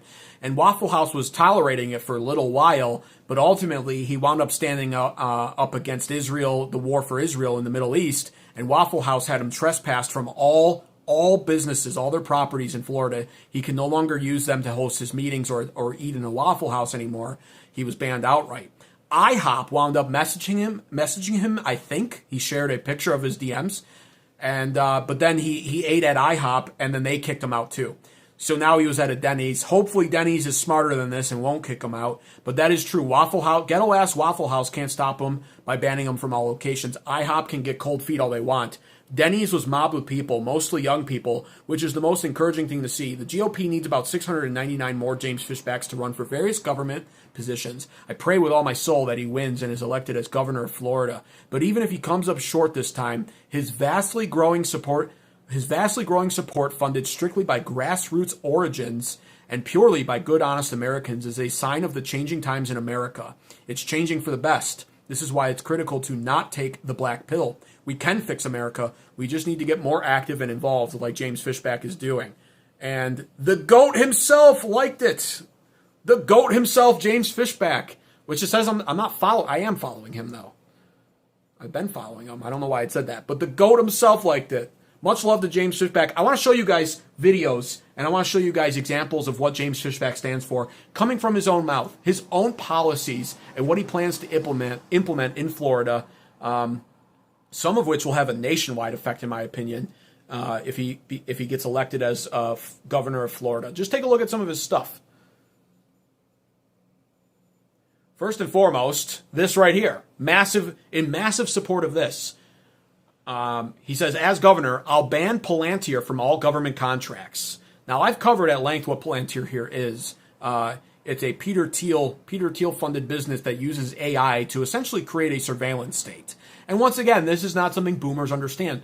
J.D. Vance, also, who's not a boomer, is in line with Peter Thiel. So you have to actually be cautious of some young politicians like J.D. Vance. He's in line with Peter Thiel and very likely will be funded by Peter Thiel if he runs for president in 2028. Peter Thiel funds GOP candidates. He is a conservative, I guess. But Palantir is not something that we can tolerate. Creating a surveillance state and allowing AI to create profiles on Americans based off of possible future risk assessments is completely unacceptable.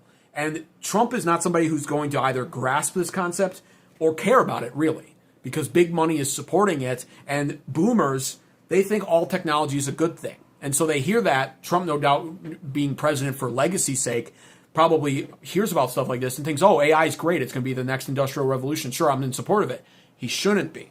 So James Fishback pledges that. He says that right here, even. Same digital weapons that are trained on foreign battlefields against terrorists should never be aimed at American citizens on U.S. soil, least of all Christians who can be spied on in their place of worship, tracked and followed online, and heaven forbid, flagged for an anti-Semitic post or whatever the case may be. Yes, that means banning Palantir on the digital world, but it also means banning flock cameras in the real world, we say no to a surveillance state in Florida.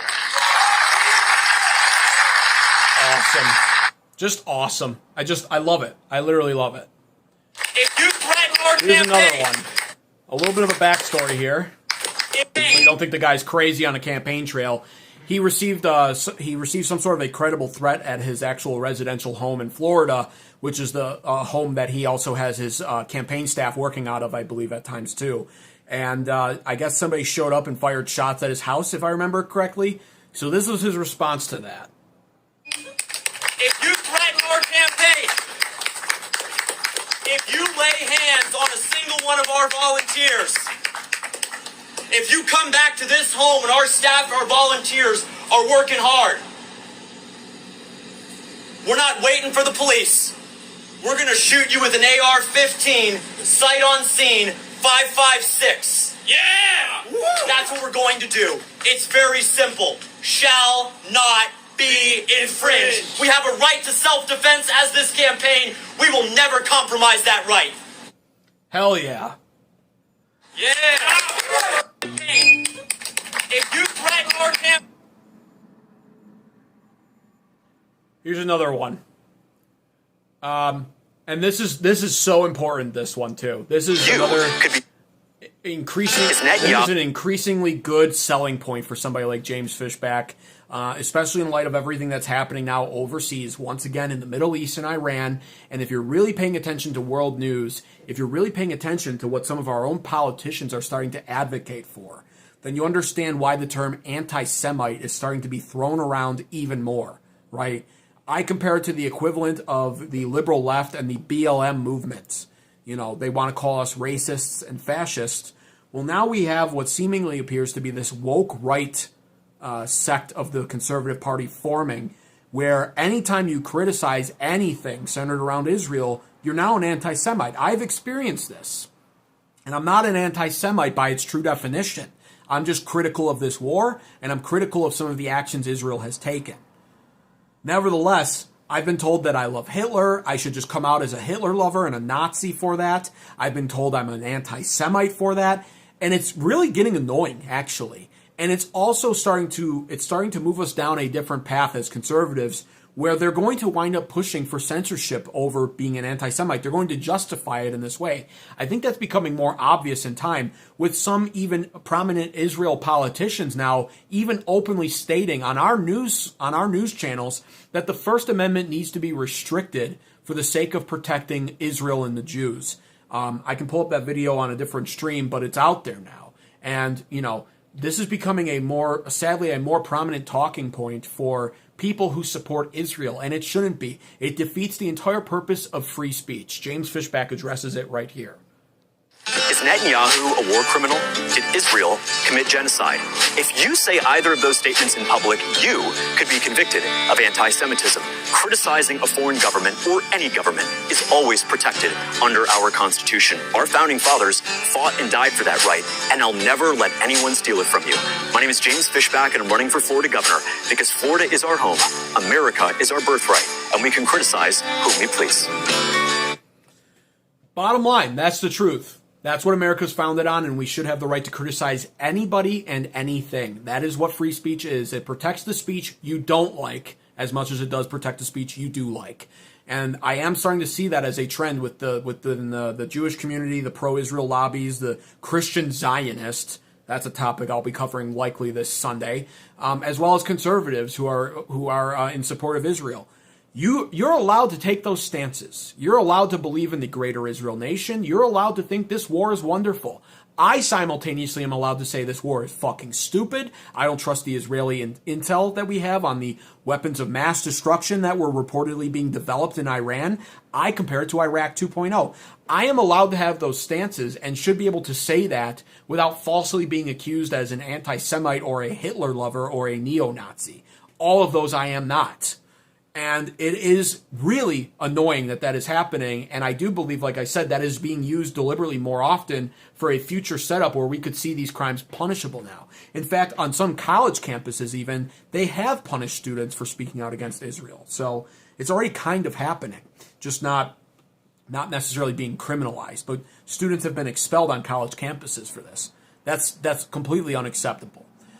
You have representatives like Randy Fine who are really openly pushing for that, and he is a Florida state representative. So it's even more critical that somebody like James Fishback be elected as governor, because once again, the accepted GOP guy is Byron Donalds, and he's in line with people like Randy Fine. So I like that. I like seeing this stuff. And Fishback is talking about all the points that are appealing to the youth, maybe not so much to the boomers, but this is stuff, he's saying stuff you won't hear the everyday politician talking about, and that's why I have so much hope for the future of our American politics. We need more guys like James Fishback. Here's another great one right here.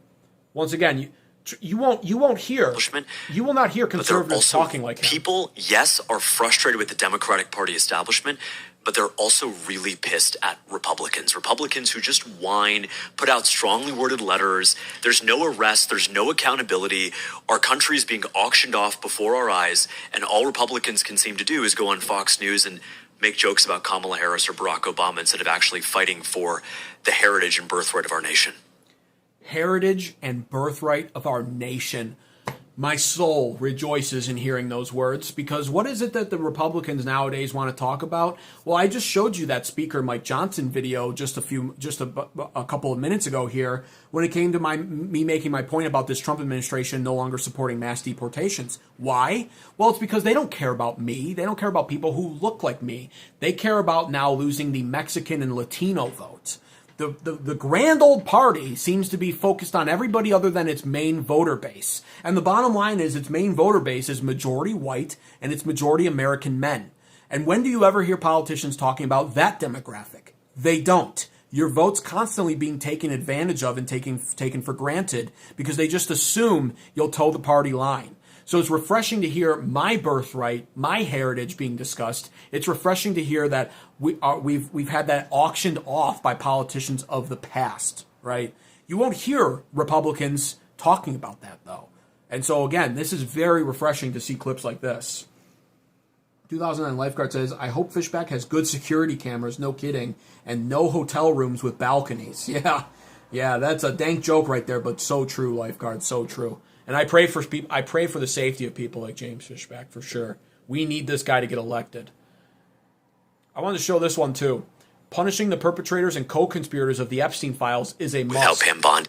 Now, this is something that's critical, in my opinion, and James Fishback being elected as governor of Florida would actually solve this problem in a major way. A problem that the Trump administration refuses to deal with, and if anything, is more and more complicit over time in the cover-up of the Epstein files. We still haven't gotten at least 50% of them, and this DOJ shows no signs of releasing them anytime soon, which is in direct violation of the newly voted on congressional law, courtesy of the Epstein Files Transparency Act.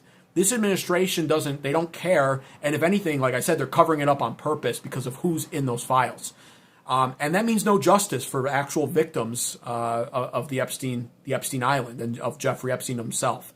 That's a disgrace. Justice delayed is justice denied, and in this case, it seems like justice is just being denied, as is justice for most people who deserve it at this point in time, because Pam Bondi is a do-nothing bitch. Well, what's beautiful about this is, because of Palm Beach, Florida being one of the central points and focal points of Jeffrey Epstein, and a couple of other places in Florida, if James Fishback is elected as governor there, he will now have the ability to prosecute and go after perpetrators and co-conspirators.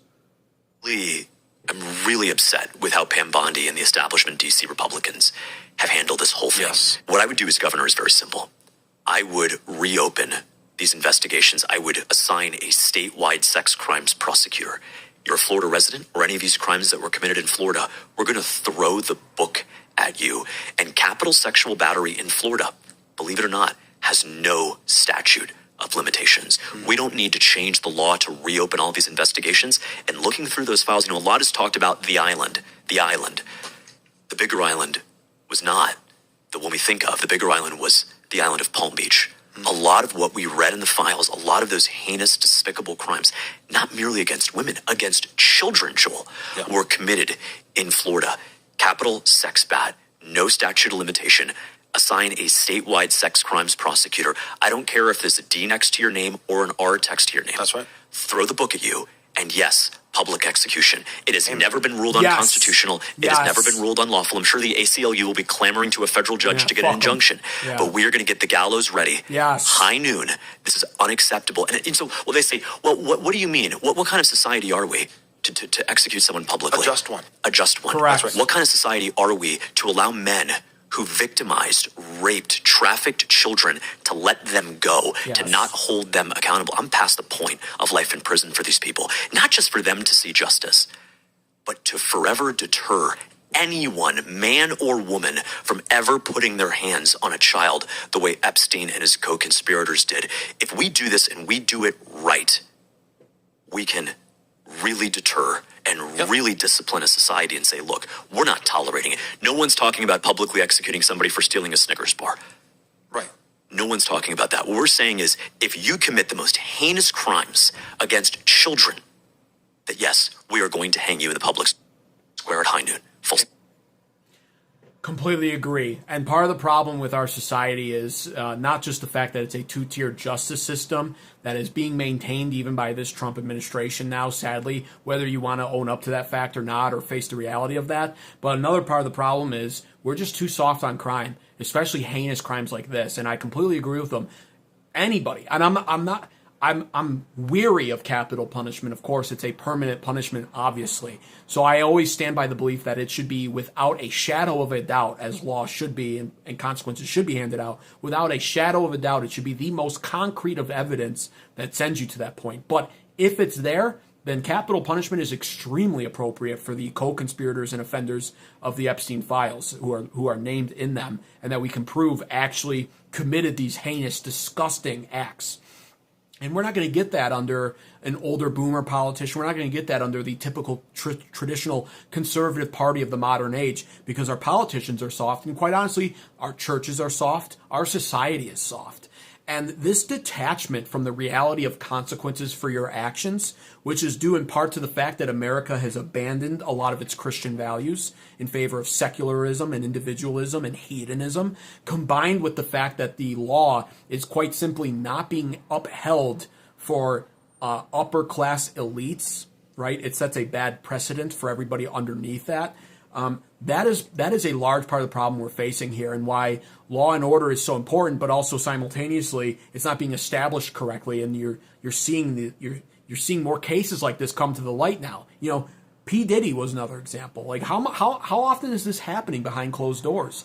All of these tragic, disgusting, most despicable crimes, human sex trafficking, pedophilia, all of that stuff, the Epstein files stuff, it's so bad that those people who are guilty of that literally do not deserve to continue on in their existence here in this life. I am all for that, and I am for public executions when it comes to the most heinous of crimes. I strictly am. People will find that extreme, and it is kind of extreme nowadays, but it's how law and order and justice used to be handed down, and it did serve as an excellent reminder to everybody else that there are real consequences for real bad actions. So I'm in favor of that. But going on even more, I like this one too. James Fishback. It's deliberately relatable, but nevertheless, the backstory of James Fishback actually holds up to what he's saying here, and I'll explain that in a second. My name is James Fishback, and for the last couple of weeks, I've been running to succeed Ron DeSantis as Florida's next Republican governor. I'm making this video because my opponent, Byron Donalds, has made a very serious allegation against me. An allegation that, if true, he argues I could not serve the people of my state. I'm making this video because you deserve to hear it from me directly. What Byron Donalds has alleged is 100% true. I'm not rich. I never have been, and I never aspire to be. He is right. I have student loan debt, credit card debt. My car was repossessed months ago because I couldn't make the payments, and my billionaire ex-boss has leveled millions of dollars of legal fees on me with his frivolous lawsuits, all because I decided to leave his firm and start my own. No one should be elected Florida governor by how much money they have in the bank, but how much fuel they have in their heart to fight for the families from Pensacola to Pahokee, Mariana to Miami. My name is James Fishback, and I'm running for Florida governor because Florida is our home. America is our birthright, and we can never let them steal it or repossess it from us. It's relatable. I'm sick and tired, by the way, of having to vote in all of these billionaire and millionaire politicians because the second they get into office, they kind of lost touch with what it means to be working class America. And I'm not a socialist, I'm a capitalist. Good for them for obtaining that level of wealth. I own 2 businesses. I literally plan on being wealthy in the next 15 years of my life. So I'm striving for that myself. And I hope somebody like James Fishback is rewarded for his efforts down in this life with wealth of his own, even though he says he's not trying to be rich. But the bottom line is that is not sort of, in this day and age, if Byron Donald's campaign was targeting him over his personal wealth, that's a massive mistake. Everything about that is very relatable to somebody like me or to the average everyday American. And furthermore, the origin story of James Fishback that is verifiable, you can track the funding, and you'll be able to certainly after the elections, comes down to the fact that James Fishback started his campaign with $940 or $960 of his own money that he saved up. That's it.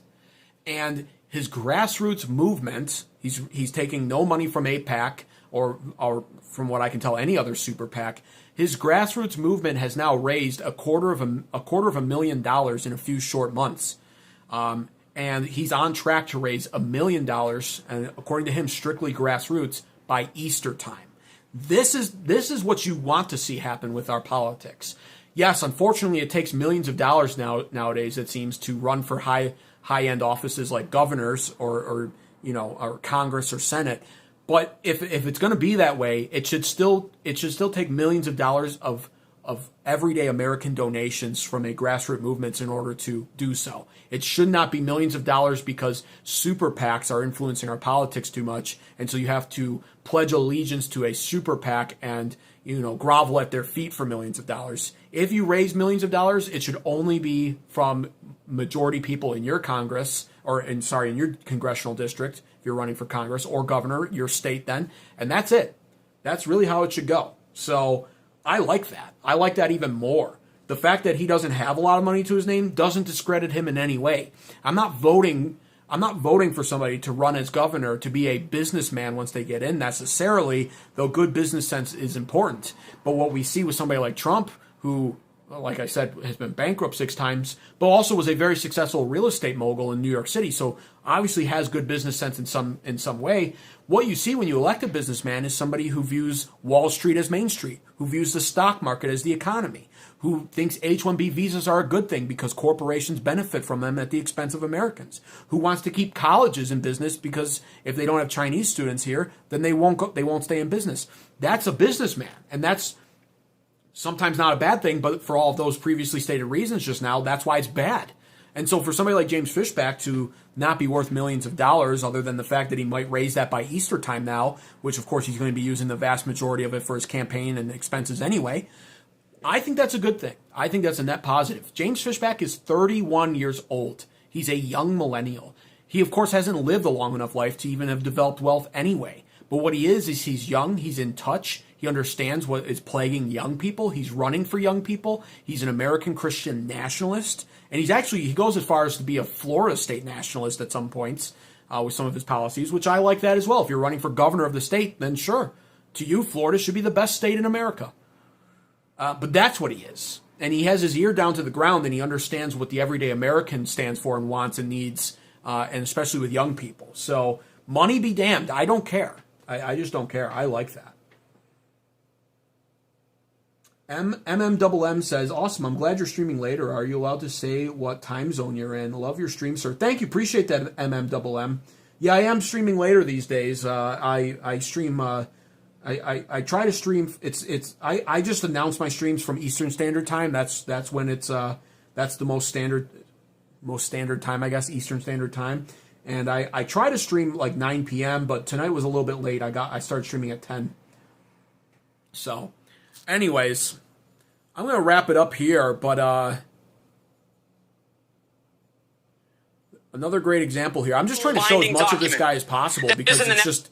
This is what a good political candidate looks like. So James Fishback announced he'll sign a legally binding document stating that if he fails to deliver on his key executive commitments if he's voted as governor, he will not be eligible to rerun in 2030. In the next 10 days, I will stand before a United States courthouse and sign a legal binding document that says that if I don't meet every single one of my key executive commitments as governor. If I don't deliver on those commitments, I will sign a legally binding document under penalty of perjury that says if I don't meet every one of those commitments, I forfeit the right to run for re-election in 24 and 2030 because I am deadly serious about delivering for our state. My name is James Fishback. I am a fourth-generation Floridian. I have zero political experience. I will never take a penny from AIPAC. I am running to be your governor because Florida is our home. America is our birthright, and we can never let them steal that from us. Thank you so much. Isn't the next? If you traffic. I can't really imagine too much of a better way to end the stream than with that. I guess I'll just show this poll real fast here too. Among the overall electorate, James Fishback's at 23%. Byron Donalds is the accepted political establishment candidate. He's at 37%. It's important to note James Fishback in just a few short months has risen up from 1% to 2% all the way to 23%. So he's gaining ground fast. And then amongst voter age, this is why James Fishback's so important. The generational gap is being exposed here, right? Constantly. When it comes to topics like Israel, the war in the Middle East, and political talking points and candidates who are running, Fishback is higher than Byron Donalds.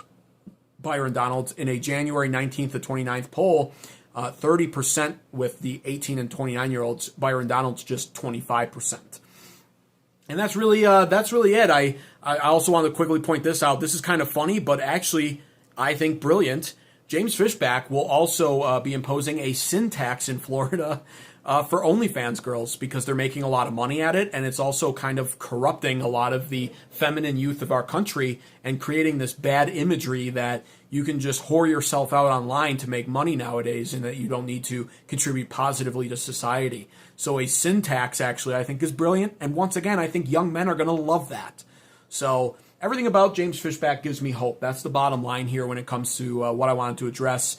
You know, you can take a look at what's going on with the boomers in office and Trump waging war against Thomas Massie and supporting Ed Galrain, a guy who literally hates Trump. You know, you can look at what's happening in the Middle East, Israel, the funding that we're sending there at the expense of Americans' treasure and blood, right? All of the 180 degree turns that this administration has made, and this boomer's last gasp that we're witnessing at the hands of this administration. Trump just seems to be serving himself, serving Israel, serving the boomers, and ignoring the youth. But hope is on the horizon when it comes to James Fishback, particularly. We need more men like him to rise up, and it does fit the messaging here on this channel, the messaging I try to leave off a lot of my live streams with after I've successfully convinced probably a lot of you to take the black pill. And that is, of course, the messaging is don't take the black pill. There is hope. James Fishback's an example of that hope. Do not take the black pill. Do not become a doomer. Pray. Get back into religion. Become a Christian. Believe in God. Advance the kingdom of Christ down here on earth. And get more involved in politics. We need more good people to run for office. And if running for office is not your calling, it won't be for most people. If it's not your calling, get involved in politics anyway. You don't have to run for office to be involved. Find people in your county, in your town, your city, your state, who are worthy of your support. And if you can find them, support them. Not even necessarily with money, but certainly with money if you can. Support them by offering to go door to door on your weekend and pass out flyers and try to get sign-ups so that they can run. There's a lot of different ways that you can participate. There are political offices or different parts of politics you can run for that aren't even political in nature as much as they are like, you know, town council is, but the board of education. We need our schools to change. We need more good people on our board of it, on our school boards, on our school boards locally. We need good mayors. We need good governors, town council members. There's so much that you can do, and the bottom line is the reason why our politics is so fucked up nowadays is because only the worst kind of people are typically attracted to politics right off the bat, and they're the ones that are ambitious, and they're the ones that run to no end. Meanwhile, the good people who would actually make good politicians want nothing to do with it. And you can't blame them for that. There's the old saying, it's better to be a fisherman than to meddle in the politics of man. But when we don't have good people meddling in the politics of man, then we have what we have now, which is our birthright sold overseas, a country in despair, a cost of living crisis, a war in Iran, corruption and politics to no end, complete waste, fraud, and corruption going unpunished, a lackluster Trump DOJ, a two-tier justice system. I could just keep going on. And that's the bottom line. And that's why I love James Fishback. I hope he wins as governor. I pray with all my soul that he does. And I hope, more importantly, that many, many more, hundreds of more young, strong, conservative Christian men who are American nationalists rise up like he did and try to run for office where they live. That's what America needs. Glory to America. God bless the USA. 2009 Lifeguard, to end it off, says, it's still in the medicine cabinet. Great stream. Have a great evening. Thank you so much. Appreciate you. God bless the USA. God bless all of you. I'll be back here tomorrow night. This was more of a reactionary stream, but I do oftentimes cover news and typically monologue off that. So be sure to like the stream if you haven't already. Subscribe to American Advocates for more content like this. Take care. Have a great evening.